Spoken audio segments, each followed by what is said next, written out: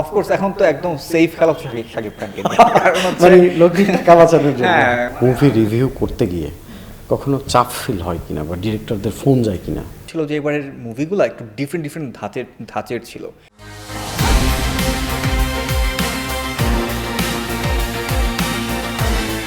দর্শক, চ্যানেলের সাথে এই মুহূর্তে আড্ডায় আছে একজন কন্টেন্ট ক্রিয়েটর। তিনি মুভি রিভিউ করেন।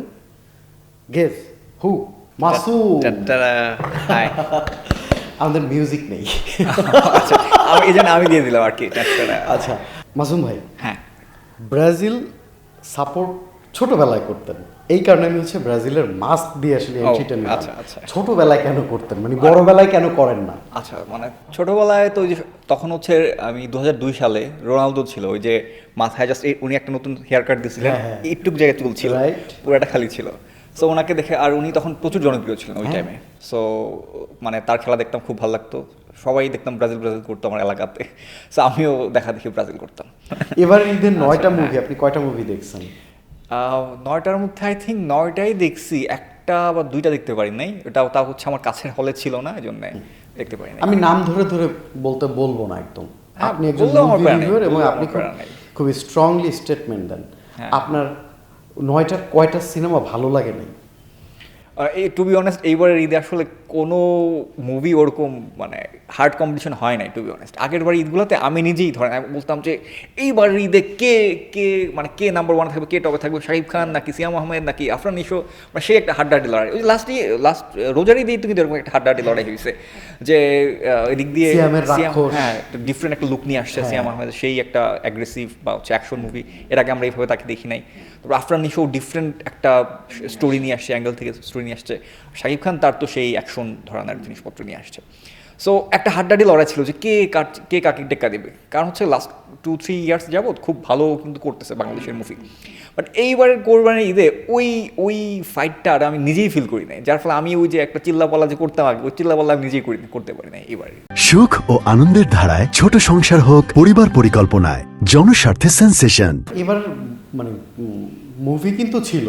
হ্যাঁ, আমরা মুভি আসার আগে আমরা যারা একটু বিনোদনেও কাজ করি, মুভি আসার আগে কিন্তু আমরা মোটামুটি বর্ণলতা সেন, রোহিত কিংবা সাকিব ভাইয়ের রকস্টার সহ এরকম আরও কয়েকটা মুভি ঘিরে কিন্তু আমরা আসলে খুব হাইপড ফিল করছিলাম।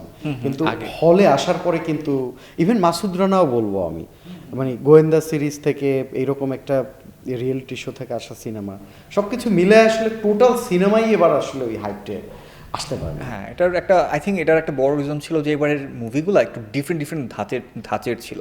মানে আমার কাছে মনে হয় যে কেউ ওরকম ফাইটের মানে টার্গেট নিয়েও আসে নাই। আমার কাছে মনে হচ্ছে রোহিত উনি যে মুভিটা করছে, ওনার টার্গেট ছিল যে আচ্ছা আমার একটা ডেডিকেটেড অডিয়েন্স, যে একটু ক্লাসি, একটু যারা হচ্ছে ধরেন একটু মুভি বলছে বা দেশের বাইরে মুভি দেখে, ওটিটি কন্টেন্ট দেখে, তাদেরকে টার্গেট করে উনি করছেন। অ্যান্ড উনি ব্যবসার চিন্তা হয়তো বা করেন নাই। উনি দেখা গেছে রোহিত মানে সিনেমাটা উনি ভাবছে হয়তো যে উনি ওনার নিজের ভালো লাগা থেকে তৈরি করছে, যে আমি ওনার প্যাশন থেকে অনেক টাইম, রোহিত সিনেমা কিন্তু অনেক টাইম নিয়ে উনি তৈরি করছে, প্রায় মনে হয় 6 মাস ধরে ওই সেটটা নিয়ে প্ল্যান করছে। সো ওইটার ধাঁচটাই আলাদা। দেখা গেছে শাকিব খানের রকস্টার, এইটাও আবার হচ্ছে উনি ইউজুয়ালি আমরা দেখলাম যে লাস্ট 2-3 ইয়ার্স যাবত উনি কিন্তু হচ্ছে অ্যাকশন ধারণার মুভি করতেছে, সেই তাণ্ডব, তুফান, বরবাদ। হুট করে কিন্তু উনি একটা চেঞ্জ আসছে, একটা ট্রানজিশন আসছে। সো আমার ধারণা এই যে ডিফারেন্ট ক্যাটাগরির মুভির কারণে হয়তো বা কম্পিটিশনটা আগের বারের মতো হয় নাই। অল ওভার হচ্ছে মুভি রিভিউ করতে গিয়ে কখনো চাপ ফিল হয় কিনা বা ডিরেক্টরদের ফোন যায় কিনা? না, ফোন অবশ্য এইভাবে কখনোই আসে না যে কেউ, কারণ হচ্ছে আমি যখন আর কি মুভি রিভিউতে ফুললি, মানে আমি মুভি রিভিউর আগে আমি আরও বিভিন্ন টাইপের জিনিসপত্র কন্টেন্ট বানাইছি। সো যখন আমি মুভি রিভিউতে ফুললি আমি ইনভেস্টেড হয়ে গেছি, ততদিনে আমি অলরেডি পপুলার হয়ে গেছি। সো যেহেতু অলরেডি একটা গুড অ্যামাউন্ট অফ ফলোয়ার আমার হয়ে গেছে, একটা গুড অডিয়েন্স আমার তৈরি হয়ে গেছে। সো আমার ধারণা এই কারণেই তখন আর, যদি আমি ছোটো হইতাম তখন দেখা গেছে আমার 5,000 ফলোয়ার, তখন হয়তো বা তারা এসে চিল্লাপাল্লা করতো।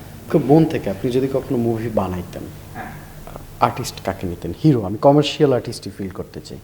অফকোর্স এখন তো একদম সেফ খেলা হচ্ছে শাকিব খানকে, মানে লোককে টাকা বাঁচানোর জন্য। হ্যাঁ, মানে আমি যদি হচ্ছে অফকোর্স আমার টাকা উঠে আনতে চাই, অফকোর্স একটা অ্যাকশন, তারপরেও মানে উনি অনেক ভালো অভিনয় করে। সো ওনার একটা অডিয়েন্স বেসও আছে, উনি আবার ভালো অভিনয় করতেছে। সো মানে সব দিক থেকেই বেটার। কোন ঘরানার মুভি বানাইতেন? অফকোর্স যেটা চলে বেশি অ্যাকশন রোমান্স, মানে বাংলাদেশের Action romantic. বাংলাদেশে সবচেয়ে বেশি যেটা চলে সেটা হচ্ছে অ্যাকশন রোমান্টিক, মানে অ্যাকশনও থাকবে, রোমান্সও থাকবে, সবই থাকবে। বাঙালি আসলে এই টাইপের জিনিসপত্র পছন্দ করে। আর মুভির গান যদি দিতে বলতাম, কোন শিল্পীদের গান রাখতেন? না, গান তো এখন একটা ভালো দিক কি, বাংলাদেশে এখন রিসেন্ট টাইমে অনেক ভালো ভালো গান হচ্ছে বা আসছে। যেমন প্রীতম হাসান, ওনার দেখা গেছে লাস্ট, মানে এটা একটা দারুণ ডেডলি কম্বিনেশন হয়ে গেছিলো যে শাকিব খান থাকবে, প্রীতম হাসানের একটা আইটেম সং থাকবে, মানে হিট, মুভি হিট। সো দেখা গেছে এগুলো হচ্ছে সেফ খেলা। সো আমি প্রথমবার যদি নামি, অফকোর্স আমি সেফ খেলতে চাইবো, স্বাভাবিক। তার মানে প্রীতম হাসান কি মিউজিকে নিবে? কিন্তু সাকিবের সাথে আরও একটা নাম যুক্ত করতে হয়, জেমস ভাই। ও তোর ওটা পারফেক্ট। জেমস এখন আমি জেমস ভাই পর্যন্ত এত মানে চিন্তা করতে পারি, বাজেট কম না? বাজেট কমার জন্য না, যে আমি জেমস ভাইকে অ্যাপ্রোচ করবো, মানে এটা তো মানে বিশাল ব্যাপার। জেমস ভাই হলে তো জেমস ভাইকে দিয়ে আসলে বাংলাদেশের মানে মুভি ইন্ডাস্ট্রিতে আরও গান দরকার ছিল আমার মনে হয়। হ্যাঁ, মানে জেমস ভাই উনি যখন একদম রেগুলার গান করতেন বা একদম প্রাইমে ছিলেন, তখন মানে বাংলাদেশের মুভির অবস্থা তো অবশ্য ভালো ছিল না। সো আর বাংলাদেশের মুভির সাথে কানেক্টেড যারা ছিল ওই টাইমে, তারা এত কিছু বুঝতে পারে নাই। তারা জাস্ট ওই টাইমে যা একটা ফরম্যাট ছিল যে এখানে এই কয়েকজনকে গান করাবো, এই কয়েকজন আর্টিস্টকে নেবো, এই কয়েকটা, মানে একদম সব স্পেসিফিক ছিল, একদম একটা কাঠামোতে 100, 200, 300 মুভি আসছে। ইভেন কয়েকদিন আগে আমি একটা মানে মুভির পোস্টার বানাই এরকম একটা জায়গাতে আমি গেছিলাম, একটা কাজে আর কি। সো গিয়ে দেখলাম যে তারা মানে ওই মানে বাংলাদেশের আগের ঘরানার টাইপের মুভির পোস্টার এখনও বানাচ্ছে। ওই যে থাকে না, ওই যে মাথা কেটে বসায় দেয়, তারপরে হচ্ছে একটা পোস্টারে 50 জনের ছবি, মাঝখানে সামনে দুজন, ওই মাথা এরকম। আপনি মানে বিশ্বাস করবেন না, আপনি যদি তাদেরকে যত ইউনিক আইডিয়াই নিয়ে দেন, আপনি যদি তাদেরকে বলেন যে আমি একটা সিনেমা পোস্টার বানাতে চাই, এরকম এই থাকবে, একদম অ্যাস্থেটিক কিছু একটা বানায় দেন, ওরা ওইটাই বানাবে। আপনি যদি তাদেরকে 1 কোটি টাকা দেন, তারা ওইটাই বানাবে। অদ্ভুত একটা মানে স্ট্রাকচার। হ্যাঁ। সো আমি দেখে ওই জায়গাটা দেখে আমি মানে পুরো অবাক হয়ে গেছে যে মানে আগের ওই জায়গাটা আগে একদম খুব বিখ্যাত ছিল, মানে আগে সব মুভি পোস্টার নাকি ওইখান থেকে যেত। সো এখন আর কি তাদের একটু বাজে সিচুয়েশন। ওকে, আমরা একটু র্যাপিড ফায়ারের মতো একটা প্রশ্ন আসি, যেহেতু আমরা ফুটবলে ছিলাম। কোন ধরনের ভুল করলে ব্যক্তি জীবনে মাসুম হচ্ছে তার জীবন থেকে রেড কার্ড দিয়ে তাকে সরিয়ে দেবে? আচ্ছা, এটা খুবই উইয়ার্ড একটা ব্যাপার হইতে পারে, আমি বলে দিই। সেটা হচ্ছে আমি আমার লাইফের আশেপাশে কখনো স্টুপিড টাইপের লোকজন আমি পছন্দ করি না। মানে এটা শুনতে খারাপ লাগতে পারে, কারণ হচ্ছে স্টুপিড টাইপের লোকজন অনেক ভালো, ধরেন খুব ভালো মানুষ হয়, কিন্তু এই স্টুপিড মানুষগুলা দেখা গেছে নিজের ক্ষতি নিজে করে, প্লাস আরেকজনকে সাথে নিয়ে ক্ষতি করে। আমি একটা এক্সাম্পল দিই, যেমন ছোটোবেলায় আমি স্কুলে থাকা অবস্থায় আমি এক ছেলের সাথে, মানে আমার যে নর্মাল যে ফ্রেন্ড ছিল, খুব ধরেন আমার মতোই আমার সাথে ম্যাচ করতো আর কি, বাট একদিন ডিফারেন্ট একটা ছেলের সাথে একটা মানে ক্লাসে আমি বসার পর আমি আর কি একটু দুষ্টু টাইপের ছিলাম, অনেক উল্টাপাল্টা কথাবার্তা বলতাম ক্লাসে।